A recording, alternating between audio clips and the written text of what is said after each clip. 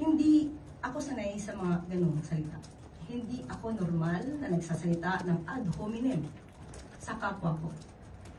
So, kung sila ang nakapag-describe ng ganung salita, alam nila kung ano ang ibig sabihin nito, alam nila ang description ng salitang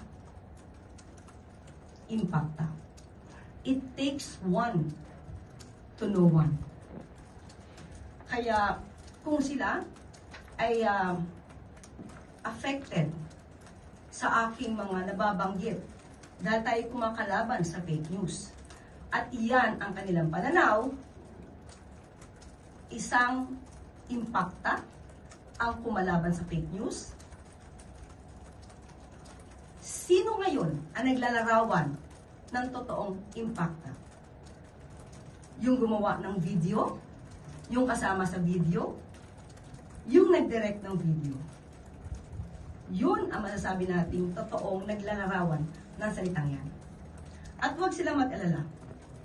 Ang corona ay nasa kanila. Na kay Senator Amy at sa mga grupo nila. At hindi natin kayang agawin ito mula sa kanila.